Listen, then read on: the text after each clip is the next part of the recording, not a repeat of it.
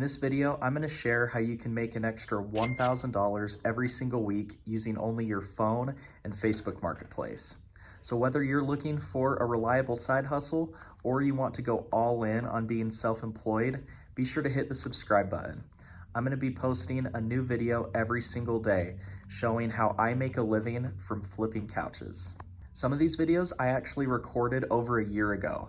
I packaged them together and sold them as a course, but now I've decided to put them on YouTube for free for you guys to watch. So if you're just tuning in, I recommend going back to the beginning of the series so you can watch these videos in order. I'll put a link for that first video on the screen. But if not, let's jump into today's video. All right, now we're on section 5. This section is about negotiating tips and tricks. Like I said before, a lot of the skills that you learn in this course, or that stuff that you learn while you're couch flipping, a lot of it can be applied to a lot of other fields of work. Negotiating is a pretty universal skill and can help you in many areas. It can help you while you're trying to buy or sell your car, trying to buy or sell a house, convincing your parents to let you do something, finding people to date, etc. There's a lot of different scenarios where knowing how to negotiate is going to come in handy. Negotiating means to come to an agreement with another individual that benefits both parties. And I'll just add a little thing to the end, and this scenario should favor you a little bit more. Something I always tell myself is it never hurts to ask. For example, when I'm looking for a couch to buy, I always ask the customers if they'll drop the price for me, just to see if they'll do it. Sometimes they don't, but sometimes they do. And if I just ask every time, then over a long period of time, after doing that over and over, you end up saving a lot of money. I've probably saved hundreds, maybe even thousands of dollars just by asking these simple questions to see what the other people are willing to do. Here are a few scenarios that might come up when you're buying a couch where you'll need to know how to negotiate and what to do. Let's say someone is selling a nice set of gray couches. If you were able to get them, you're pretty sure you could sell them for $400. Let's say the seller is asking $200. So that means if you get them, you'll be able to make a $200 profit, which is pretty good. Let's say that you're willing to pay $200 for them because you'll still make a good profit, but you'd prefer to pay less than $200. I always try to identify a target amount in my head that I'll want to try and shoot for, and then I'll start by asking the seller beneath that target amount. For example, if the seller's selling it for $200, let's say I want to try and get it for $150. So then what I'm going to do is I'm going to go even less than $150 and ask the seller, hey, will you take $100 for this? If they say yes, great, I just got a super good deal. But there's also a chance that they'll say, no, but I can meet you in the middle at $150. Between $200 and $100, the middle is $150. I identified $150 in my head before I even asked, and so that was kind of my target amount. And so just by asking less than that, then I was able to meet in the middle, and then the seller feels like they're winning, but in reality, we're both winning. So when it comes to negotiating, here's exactly how I would phrase everything. And I'm going to type it out on the screen just so that way you can see how I phrase everything. The seller is going to be asking $200 for their couches. And here's what I would say. Would you take $120 for them? I could just pay you right now and come get them a little later today. So then the seller, they're either going to say, okay, or they're going to say, no, but I can meet you in the middle at $150. Or the other option is they'll say, no, I'm firm at my original asking price, which was $200. Let's say option 1. So you ask the seller, would you take $120? Let's say they say, in response to that, you're going to say, sounds great. What's your Venmo? The seller's going to give you their Venmo info and you're going to pay them right then. And then you're going to say, I just Venmo'd you X amount. Did you get it? And they're going to say yes. And then you're going to say, okay, cool. What's your address? And then you're also going to say, And what's your schedule like later today? You mainly just want to keep things moving. If they agree to a really low price, then you want to pay them right now. So that way it doesn't give them the chance to change their mind. Once you pay them that amount that they agreed to, it doesn't matter if other people are offering them more. They're gonna be like, well, the deal's done. I said this guy can have it. Let's go back to that same scenario and let's go to option 2. And let's say when you ask them, would you take 120? Let's say the seller says, no, but I can meet you at 150. 150 is the lowest I'll go. From there, you'll just say, I can do 150. What's your Venmo? And then you'll proceed with the rest of the steps from the previous scenario. Because if the seller is working with you and they are willing to meet you in the middle, then when they, like if they came down on the original price and they are actually meeting you in the middle, then just agree with it. Just say, okay, I'll do it. You don't want to try nickel and dime them too much, because I've seen it. It can really make people angry, and it's just not worth trying to save 10 bucks. It's really only worth it to ask again if you feel like it's going to save you like $50 or more. Let's go back to option 3. Let's say you ask the seller, would you take 120 for them? And let's say they say, no, I'm firm at $200. Well, at that point, then you can decide if you're willing to pay that much. If you still think you can sell this couch for $400 and the seller is gonna let you have it for $200, then I would say just go for it, because that's a great profit. You can make 200 bucks from it. But if it's not as good of a profit, then you'll need to evaluate and think what you're willing to do. All right, some main takeaways from this scenario is, first, it never hurts to ask. Don't worry about anyone getting offended from you asking for a deal. This is what happens when you sell used things. It's not like you're buying something from the store. When someone is selling something on like an online marketplace like Facebook, they shouldn't get offended if you ask for a little bit off the price. So don't worry about that. The second tip is to identify a target amount in your head and then to aim below that first. For example, if someone's selling a couch for $200 and you want to try and get it for $150, don't ask, hey, would you take $150? Because they might not do that. What you're going to do is you're going to say, hey, would you take $120? And then seller will feel better about meeting you in the middle versus you trying to get them to say yes to your target amount. See what I mean? Third main takeaway is that the seller is either gonna agree with your proposed amount, they're gonna meet you in the middle at hopefully around your target amount, or they'll just say no. It's really as simple as that. Next main takeaway is don't try nickel and dime people. If it's only gonna make a difference by $5 or $10, it's just gonna make people upset. If they do work with you and come down on their original price, then just go with it. Don't try and save another 5 to 10 bucks, because I've made the mistake of doing that sometimes, and I've had times where the seller just gets upset and then they quit messaging me and they sell it to someone else. So you don't want to risk that. And then lastly, whatever you and the seller agree upon, offer to pay the seller right now. The benefits to doing this is that if the seller agrees to giving you a really good deal, then you want to lock that in. You want to pay them so that way they can mark their ad as sold and take their ad down, and no one else is going to be competing to get this really good deal with you. Offering to pay someone right now really helps solidify the fact that you are going to get the deal and not anybody else. Not all people are going to let you pay them now. Some people are weird and want you to pay later when you come and pick up the couch, and that's fine. But if that's the case, then I would look at your schedule and ask the seller, hey, what's the soonest I could come? Could I come pick up the couch right now? The main thing is you want to keep things moving.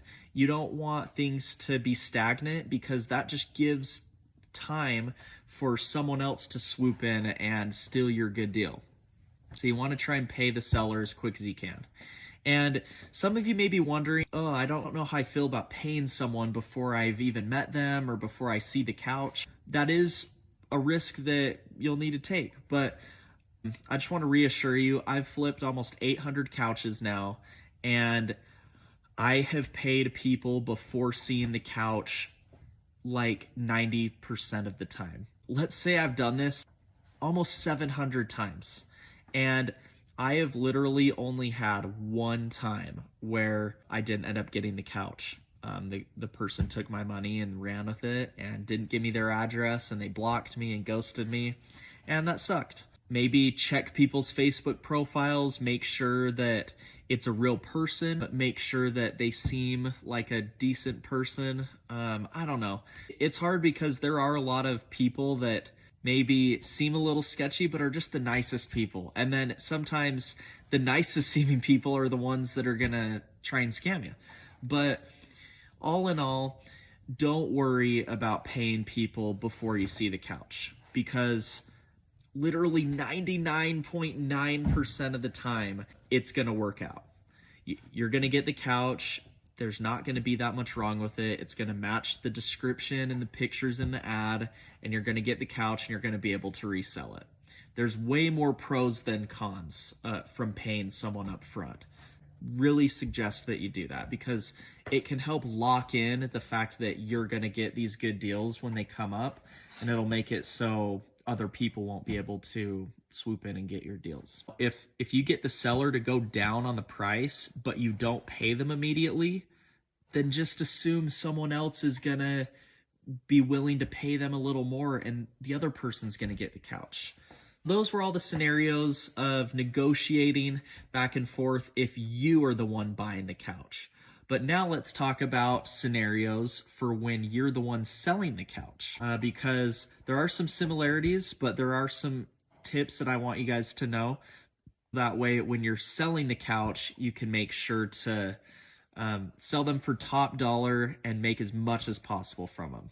Whenever you're determining a price that you want to try and sell your couches for, just assume that you'll need to go down on the price, even if it's just a little bit, before you sell it. For example, if you have a set of couches and you really want to sell them for at least $350, don't make the first ad and price them at $350. I would recommend listing them a little bit more, something like $420, for example. That way, if someone pays you the full $420, great. But if not, then you can go down a little bit, and that way the customer feels like they're getting a good deal and you're still making what you wanted to make at the end of the day. When people are buying stuff, most people like to feel like they're getting a good deal. So if you want to get $350 for a couch, then just increase the price a little bit and then offer the buyer a little discount. That way they'll get that much more excited about buying your couch, and they'll be in a good mood because you gave them a good deal. You're still getting the full amount that you wanted, and everyone's happy. Another tip for negotiating when you're the one selling the couch is don't be afraid to say no to somebody. If somebody makes you a really low offer on a couch, don't be afraid to say no. If you're trying to get $350 at least for a couch and someone's like, would you take $150? Just say, no, thanks though. I want to try getting closer to my asking price. Here are a few things that a potential buyer might ask you when they're inquiring about a couch. One thing that someone might ask you is, and also I'm going to type on the screen the exact responses that you should have.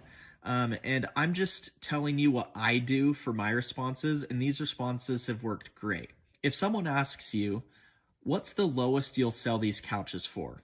Or if someone also asks you, are you firm on the price? Here's what your response should be to both of those questions. You should say, I'd like to try to get as close to asking price as I can, but I can be a little flexible.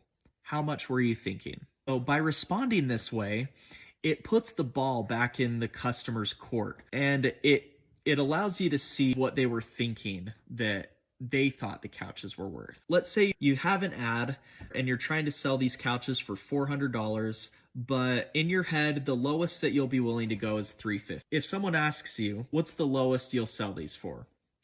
Don't say $350 because they'll try and go even lower than that. You just say, I'd like to try and get as close to $400 as possible, but I can be a little flexible. How much were you thinking? And then the customer is going to respond. They're going to say something like, let's say their response is $350. Then that's your cue to say, yep, I can do $350. That works great. When would you like me to bring it over? That way, you're moving the conversation along towards getting the couch in their house, because that's the ultimate goal, is you want to get the couch to them. Or you also want to get them to come to look at the couch. But let's say the customer is saying that they're willing to do a little lower than what you were kind of hoping to get. So you say, I'd like to try and get as close to $400 as possible, but I can be flexible. How much were you thinking? Let's say they say $300.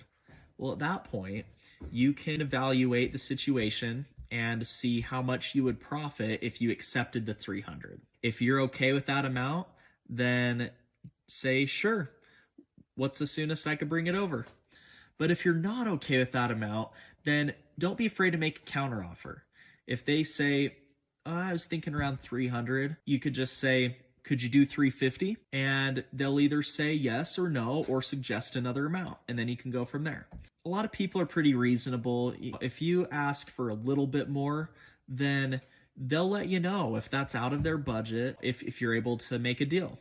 I like to put the ball back in the customer's court. That way, they don't try and take advantage of you. You can see what they were thinking. And then by putting the ball back in their court, let's say you're trying to get $400 out of it, but let's just say you ask them, how much were you thinking?